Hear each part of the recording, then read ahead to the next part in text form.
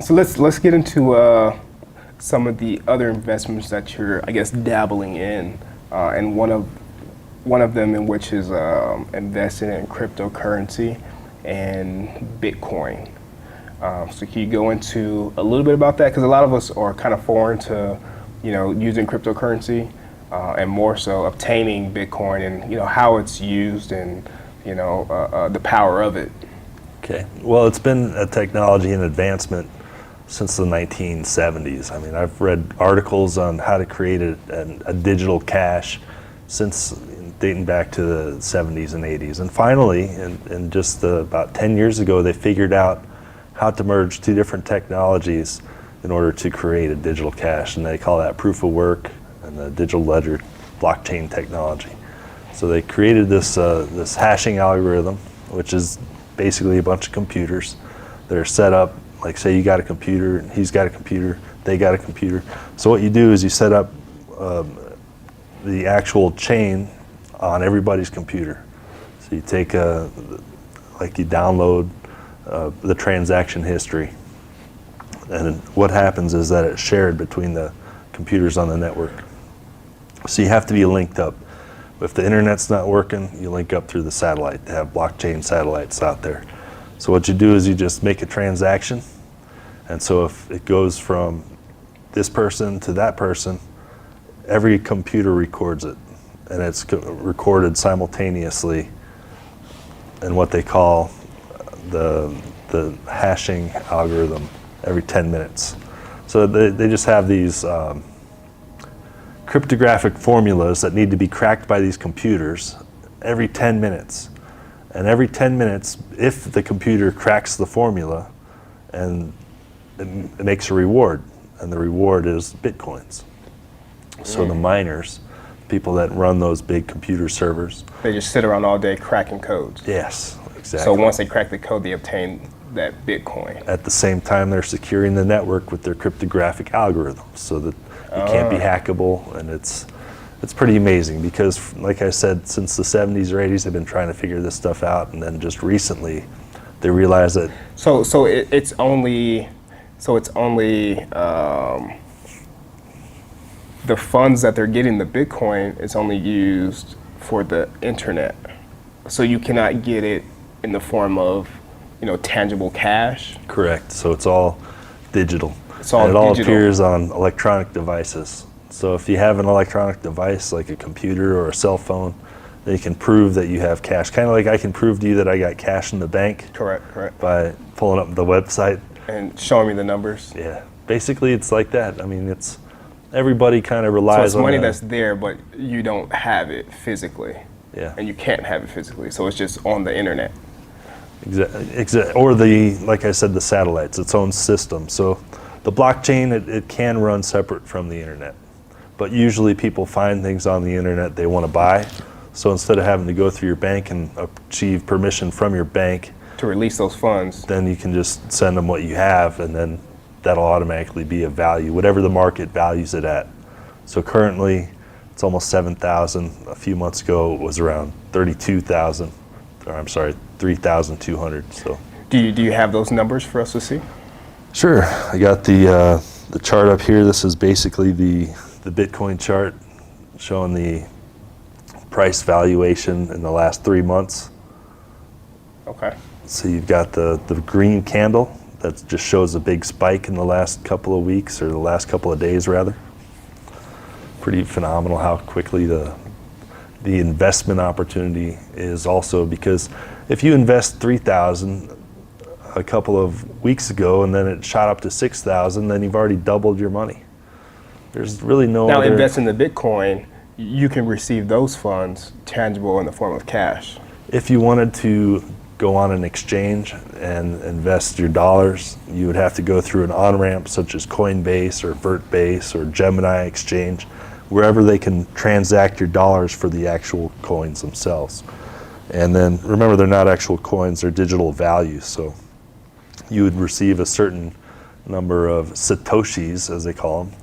Satoshis? Instead of dollars, they're Satoshis. So you would receive a certain number of Satoshis for the dollars you transact. Okay. In Bitcoin, of course. Okay. So Bitcoin would give you the the dollar value that you can spend at like the retail store online. Okay, instead of having, like for instance, I went to the website to get a VPN for my router. I didn't want to have everybody on earth seeing all the websites that I'd visited, all the things I was buying online. So you wanted your search to be private. So I finally figured, well, why don't I get one of these VPNs? So I ended up trying to purchase it with my bank account. My bank information would not allow the process to happen. I ended up getting 3 rejections on 3 separate occasions from banks. So I'd said, they're taking Litecoin. I could just send my Litecoin there. And Litecoin is a lightning quick processing of the payment. So shortly after I sent it, I was able to access the download for the VPN service, whereas it took me, I don't know how many days trying to go with my credit card. And finally I was like, I'm just going to get the Litecoin out there. Boom, immediate transaction, receive the product. So for somebody like me who's not mining Bitcoin or trying to crack algorithms, how could I obtain Bitcoin so I have a variety of ways to purchase things on the internet other than just using my bank account? Well, you want to find a way to secure it first. Before you buy it, you want to have your own wallet. Like a wallet could be anything from an app on your phone, or even setting up an account through Coinbase that could serve a custodial account for your wallet. So Coinbase would kind of act as a bank? They could. In a way, yeah, in a sense. It's not recommended because they hold your private keys. Now your private keys is what your money is. So your money is basically your bank account. Your private keys is how you unlock that money in your bank account. Okay. So say you get some Bitcoin, you get the private keys, you keep the private keys on the wallet. Then you save the password in a third storage location. In other words, you don't want to keep it on your phone. You want to keep it like in a vault. So you got a safe at home. Throw your private keys in the safe. So what are private keys? Private keys is just like a code. A series of a series of codes. Yeah, it could be a series of numbers or letters or words. However, the wallet would show your private keys. The point is you don't want that to get out to anybody, because if they could access your private keys, then they can take all of your money.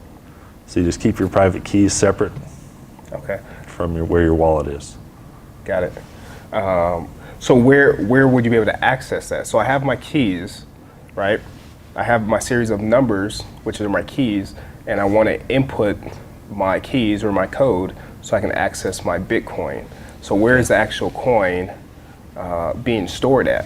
Is it an app? Is it a website? It's in the series of numbers. So it's just in this, okay. Yeah, because it's just all code, right? So it's in the algorithm of those numbers. It's all protocol.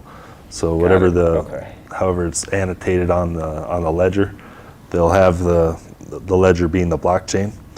There will be a certain place in time where that code matches up perfectly. So say you got your code and then you try to insert it somewhere else, but it's not until that particular place and time on the blockchain where it belongs. And so this is how they value your money, how much you actually have. So this is time, so forth, and then as time goes, you'll find that your transaction is down lower and lower on the blockchain. So there it is right there. Boom, it caught it. There's your private keys. Now you keep those stored away. So let's say I'm buying something on the internet, right? And I want to pay with my Bitcoin. Are they going to ask me for my private keys? No, they'll just ask for your public keys. So your public keys? Yeah. Your public keys is what you use to make the payments, yes. So it's going to say enter public keys, and then I need to type in whatever number and letter series that is. Correct. Okay. They're making it a lot easier now with user interfaces. So you know how the internet started out where you had Netscape and you could only use that to browse the internet. Now you can use all these other different browsers. Mm-hmm. So they're using new interfaces to help you access your keys and be able to send them much easier than it was years back. Okay. Kind of like the advent of the internet when it first came out, and nobody really knew what it was going to do. Nobody knew how big it was going to be. But then finally, once the user interface made it easier for people to get on it, and then technology started increasing over time, this is how I picture the early years of the blockchain technology. they can't see or understand the potential because the user experience is so terrible at this point. But once it gets better, and you don't have to worry about these keys and the blockchain and the technology, it's going to be much easier, and people will take on to it like wildfire. Primarily because you don't have that third party telling you where you can spend your money. In that case, the bank, right? You don't have to go to the bank and say, hey, can you release my funds, please? I mean, I know you're not going to give me everything that I asked for this day, but if I come back tomorrow, maybe yes, but Bitcoin, you don't need that. You can just send as much money as you want across the world at any given time. It's borderless, unconfiscatable. In other words, it's fungible, so not everybody needs to see where your money is. You can have multiple places to keep your money. Doesn't all have to be in one bank. So is it non-traceable? Oh no, it's completely traceable. So it's unlike cash. So if I'm doing something illegally, and I want to invest my money in Bitcoin and turn my actual cash on hand into Bitcoin, can I do that? That would be a very unwise decision if you transact illegally in Bitcoin, because they could actually track everything down to that address. And if they can find where that address is, anywhere on Earth, and if it continues. So with that, they would have to be able to track me, I guess virtually, right? But I'm using a VPN. I probably have other softwares in place that's showing my location in places that I'm not in, so they can't really pinpoint, hey, where's this computer located, or where's this user located? But they know the origin of that Bitcoin, the block, the hash rate, where it came from. So then they can just trace it through the system, wherever it is. It could be on a cold storage wallet, meaning it could be in your safe at home, and nobody would ever find it until maybe generations go by, and then finally somebody decides to find it and pull it out and use it. But by that point, if I have, I don't know, let's say $1 million in illegal money, right? So we're always looking to flip that money and turn it to legal money so we can keep it and obtain it and use it. So if I take $1 million of illegal money and turn it into, whatever that translation is in Bitcoin, you wouldn't advise that. No, you can't be just buying Bitcoin off the street if you don't know where it comes from. Like there's this place where you can go and buy Bitcoin on the street, but I don't advise it. I won't tell you the website, but it's a local website. You go on there and then you end up buying Bitcoin from there. You don't know where that Bitcoin's been, what it's been used for, or where it traces back to. You don't want to get involved with the dirty Bitcoin. Just stick with the good stuff. So we got dirty money that we can't see. So I like thinking about it. It just blows my mind. It's like if you open up a dollar bill, I mean, what are the chances that there's going to be some kind of paraphernalia on there? Correct. It's the same thing with Bitcoin. Except Bitcoin, if it's clean, if it's been used for something dirty, what it's been transacted with in the past. So. Okay. It's totally traceable. That's the only downside that some people think is a downside because of the transparency of it. If you can trace the origins of all the cash on Earth, that'd be pretty wild. You could never do it. You could never figure out whose hands it's passed between. But at least with Bitcoin, you can see where the transactions took place. Not necessarily who it took place with, because if the person is online anonymously, then that would be a pseudonymous transaction, etc. So, I mean, in that case, then, so wouldn't that make it secure? So even though there was a transaction made, we can pinpoint what transaction this Bitcoin was used for, right? Kind of like, I don't know, it's, using a weapon, a murder weapon. Hey, we knew this weapon was used for this murder. Forensics is telling us, hey, it's the same gun using this murder that it was using another murder, but we necessarily don't know who the shooter was. So you have the weapon, but no shooter. So in a sense, it's kind of secure, no? Yeah, using that technology is probably the most secure. It's much more secure than using cash. Unless you're looking for anonymity, then you can make like cash payments to somebody and they wouldn't know where the cash came from. But you wouldn't know the origin of the cash. At least you would know the origin on the blockchain of where the coins came from. All you have to do is a chain analysis So figure out. would that pinpoint you to the actual purchaser, the user? You can trace it back to where they acquired it initially. And usually with the onboard ramps for cash to crypto transactions, they have what's called KYC, where you got to know your customer, and AML. They have to meet AML, which are anti-money laundering laws. So government sets us up, make sure that we're all on point with our money, and no illegal scams are going to take place. But it doesn't always work that way, because every country doesn't work like the Western world, I should say. Okay. It's interesting. Places like Malta, they're probably the most lenient when it comes to this blockchain technology. And you can pretty much go there, start a business in blockchain, and you're not going to have to follow all the same laws that you would here, like starting a FinCEN or financial services company. You can basically just open up any kind of financial company you want with blockchain in other countries. But here you'd have to go through the regulation with the SEC, you got FINRA, you got all kinds of states that you have to compete with. Every state has different regulations for financial laws as well. Okay. So what is the conversion rate from, I guess, U.S. dollars to Bitcoin? What's the conversion rate, and then what is the spending power that you have with Bitcoin online? Because I see a lot of people, that advertise, hey, you can buy things a lot cheaper buying it with Bitcoin and using the dark web and using sites that a lot of people aren't using, but they're selling everything that you can imagine. So I think when it comes to making payments online, it's easy to do it with Bitcoin. It's a lot easier now than it was a couple of years ago. But with the financial industry charging all kinds of fees for using their cards and stuff, maybe businesses find that it's cheaper to transact using Bitcoin because you don't have the third party you have to pay in the process, or the financial CEO that sits at the top of the bank making all the profit for shareholders. So there's a difference in where the money is actually valued and how it's transacted in that case. You save a lot by just using a one-time transaction than you would in having it to go through all these different computers, checking all the bank's ledgers, making sure that the ACH transaction happened and everything. So in the future, it's going to be a lot more seamless than it currently is. And you'll probably have more retailers and everybody offering the option to buy in that because of the simplicity of use.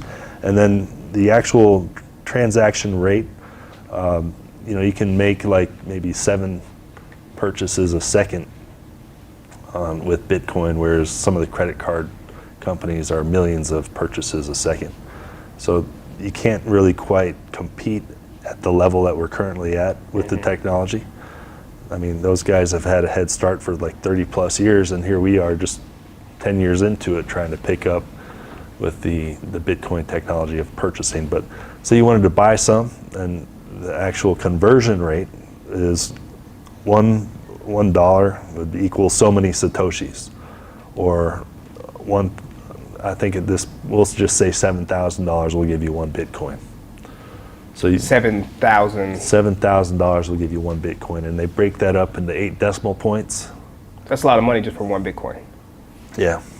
So 1 Bitcoin can get you a lot on the internet. Is that? Yeah, they certainly could, and that's why they break it up with the decimal point with 8 zeros following, and they call those Satoshis. Okay, so that would be like 1 Satoshi, but in, I guess, the overall you have 1 Bitcoin, but that's broken up. Yep. It's broken up a lot further than the dollar is, and you can see your money travel a lot further if you have a Bitcoin than if you have. So when was Bitcoin at its lowest?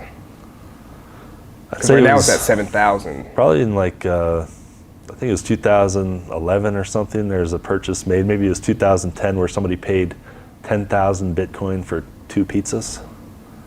So 2 pizzas got you 10,000 Bitcoin. 10,000 pizza or 10,000 Bitcoin for 2 pizzas, correct? Crazy, isn't it? So it just shows how the value of this currency is changing dramatically. I saw a report today where a guy is like saying it's going to be $400,000 one day. I said $400,000 one day, but then it's not so far off when just a couple years ago, it was $20,000. And then a few years before that, it was like hundreds of dollars. So yeah, it could possibly reach that much one day. And that's where the speculation drives investment. And currently with the what they call volatility, so you got the ups and the downs in the market, the bear market, the bull market, it drives a lot of people away because they can't handle the volatility. But if you just buy a little bit and hold on for a long time, we see historically in the last 10 years that you've more than well off, I mean, you're more than well off with your purchase.